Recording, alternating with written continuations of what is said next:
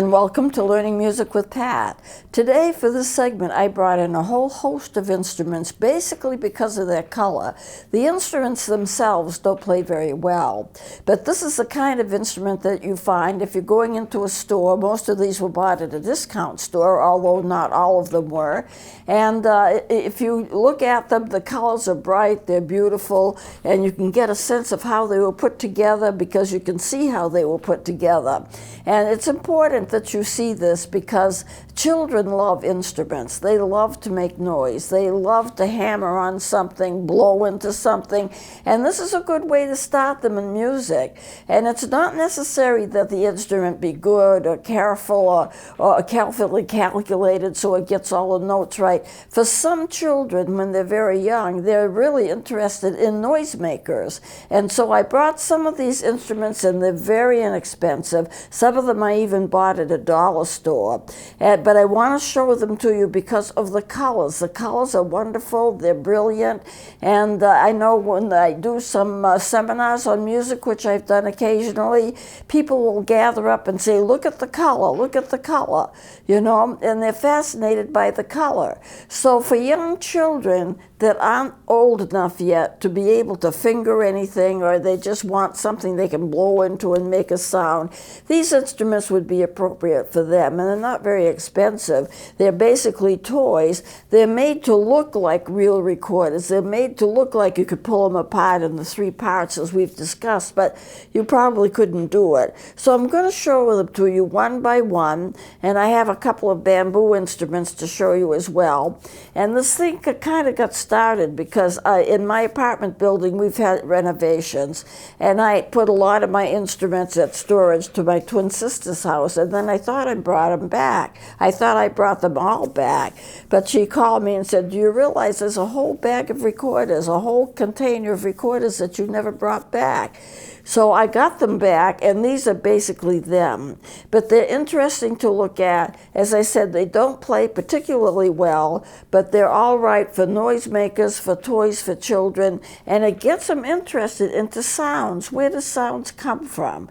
How do they make sounds? And they blow into it, and they get the sounds that they want. So let me go over them. These were most of them that I have here were made by the same company. We'll start off with the yellow one. This is very brilliant. I love the color. It's very brilliant.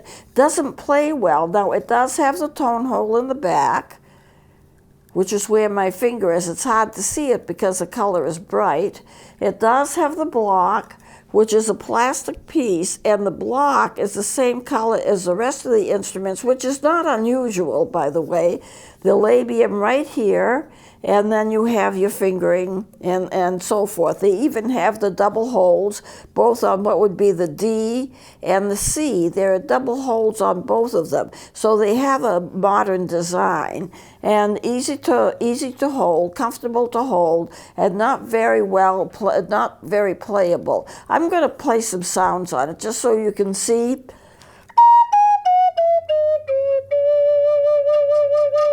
Do you see that last note?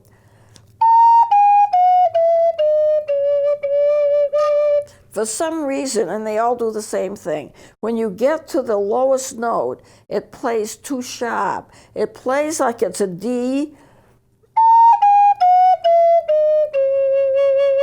This should be a note below the D. That should be a C, but it plays like a D sharp.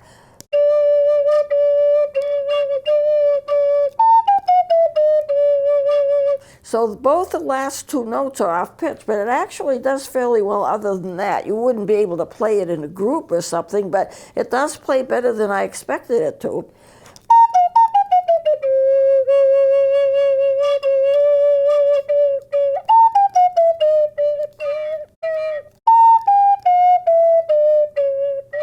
When I hit that last note, it goes up. Instead of going down, it goes up. But it does actually play a scale. I'm a little surprised by that because a lot of them don't hardly play at all. But this would be a good instrument for someone to take as a child and fool around with it, and they could get some notes on it. And it is a beautiful color. Now the others that I have, put out by the same company, this is an orange one. And, you know, I'm interested in color, and there are personality tests that are based upon color. And I've read that the color that is considered to be the most cheerful, believe it or not, is green. I thought it would be yellow, but it's green. And so, but all of these colors are brilliant. See, it's doing the same thing.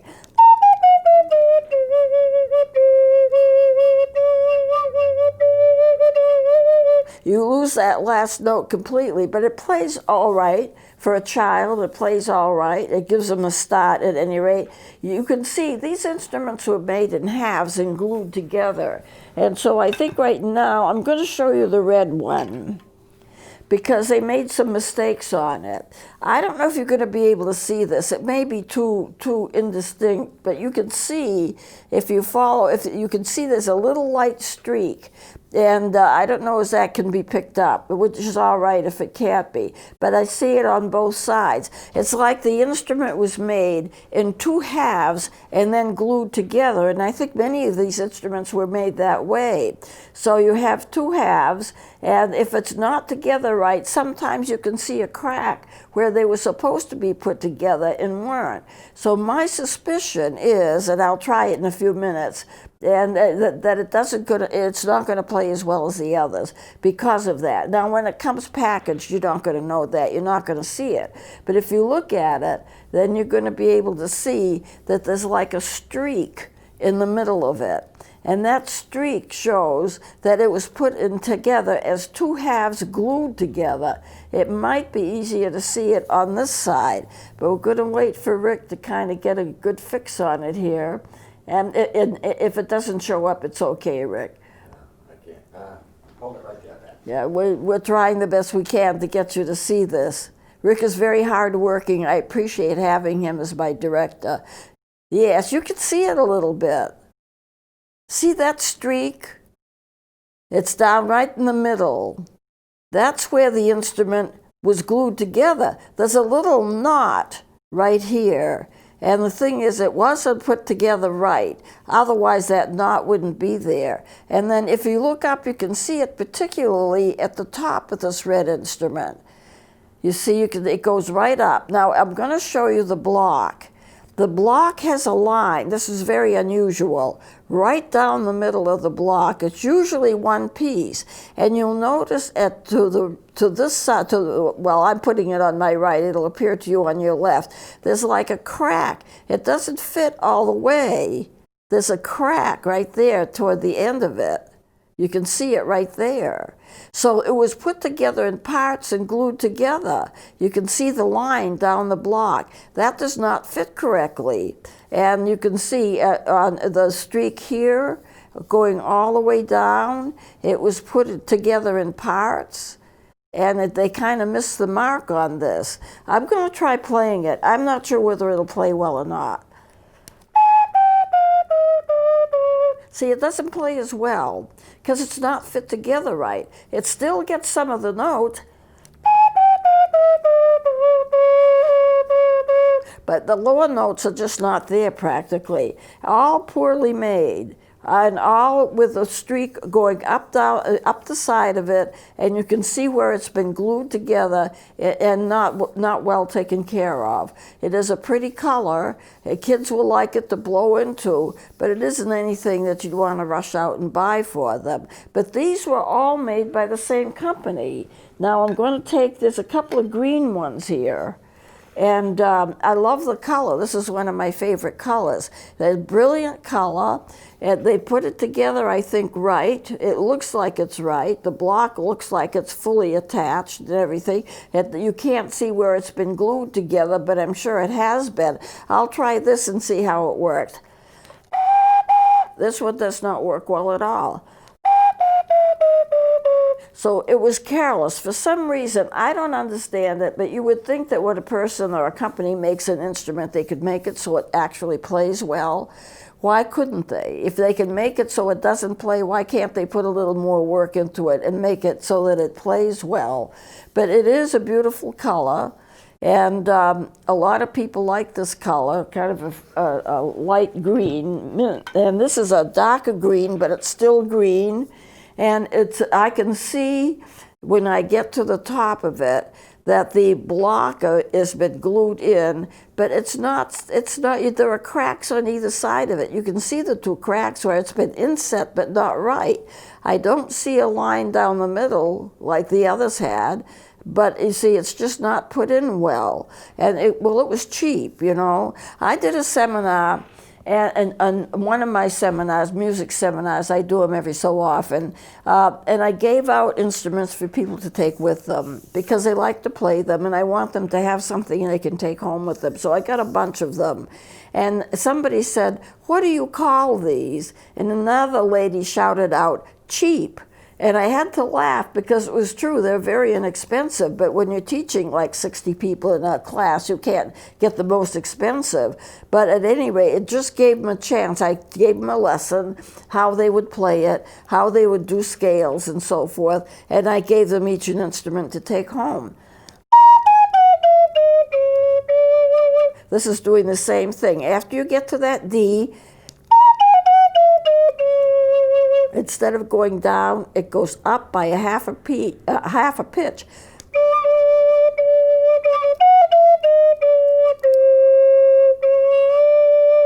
It shouldn't do that, and there's no logical reason why it should.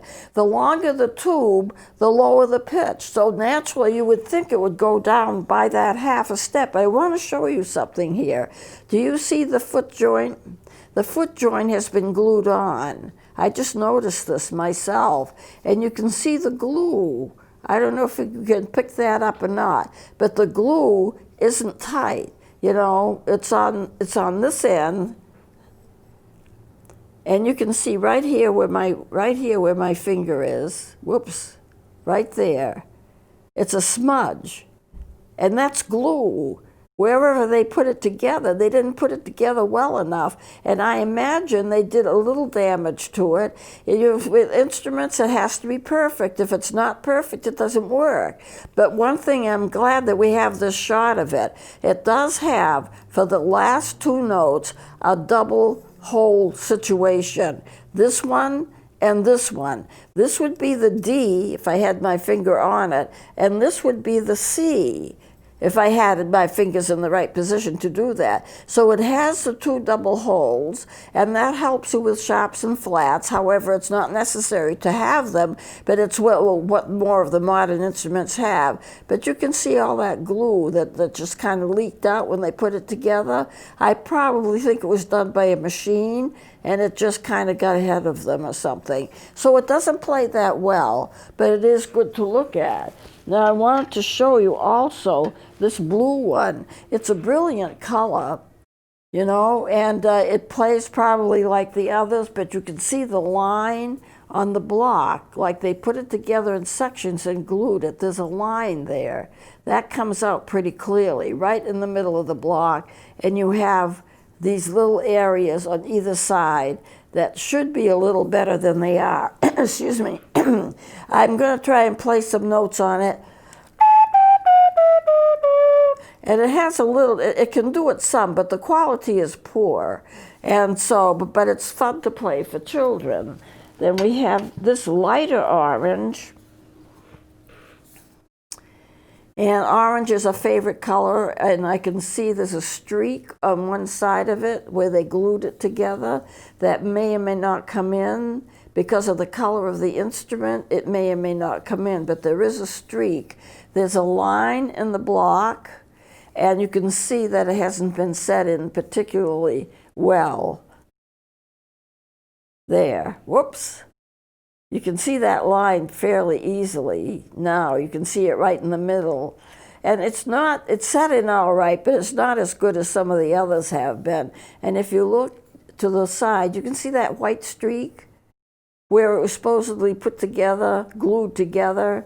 And several of them that I have are like this. But let me see what this does when you play it.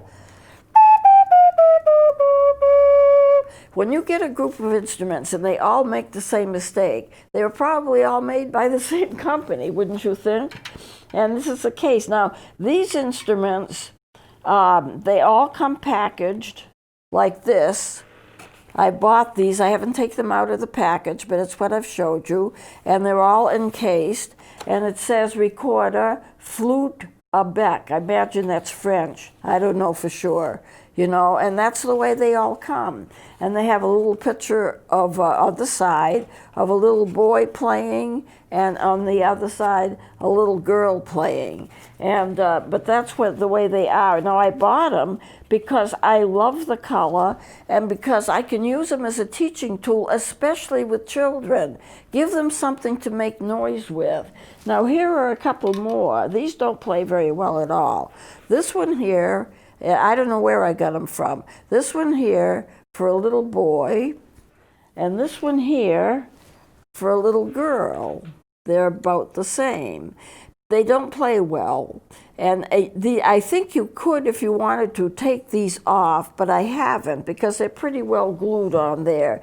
But the tone holes don't start until after you look at this, and they're all very, very tiny, and it's very hard to get your fingers in place with them. So there's really no room to move. The spacing is not right for the instrument. And I think I'll try to blow into it just for you to see.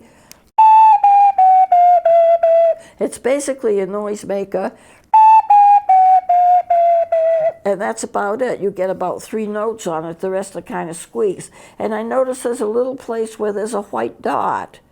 You may not be able to pick this up. And on the other side, there's a white dot. Now, when I first got them, I thought, well, there's supposed to be a hole there. But I noticed that the other one has the same white dots in the same position, and it plays just as poorly. You can see a line down for the mouthpiece. You can see that line right there.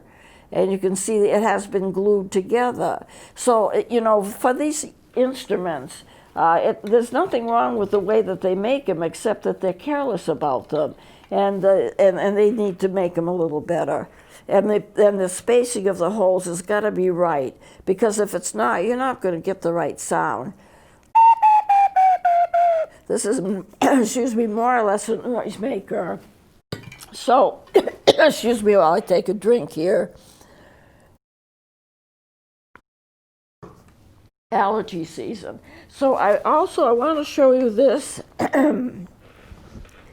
This is an Indian flute, but I have a special reason of bringing it in. I hadn't brought it in before, but if you look at the top, you'll notice cracks, very, very pronounced cracks. Do you see that crack right by the labium?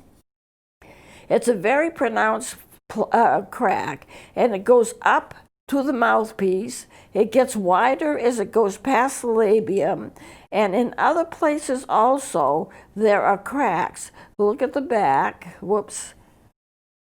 There are cracks all up and down this instrument. What happens with these bamboo instruments? They're made in the Caribbean, most of them, and they're cheaply made.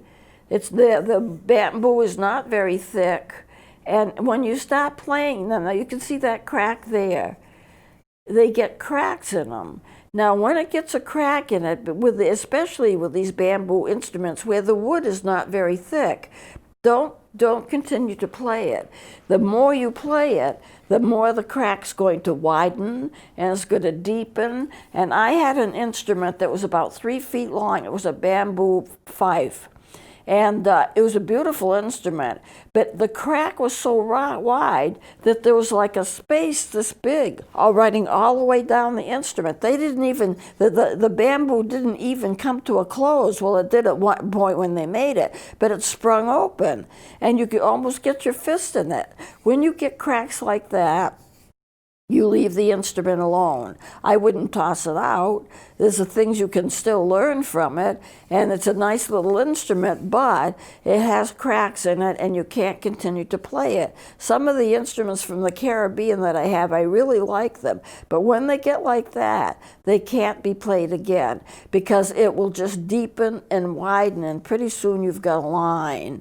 And when you've got a line, then you're in trouble. The other thing I brought in was I have, you know, I've shown Indian flutes like this before. They come from the country of India.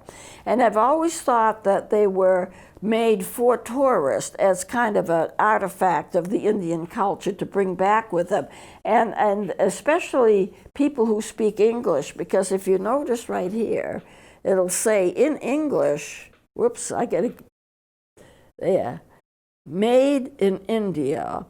And it's printed on there in English. So why wouldn't it be kind of a souvenir? And also it has its own series of cracks in it. Some of these bamboo instruments though, and I have 2 or 3 of them like this, and I have had them in before, actually play quite well.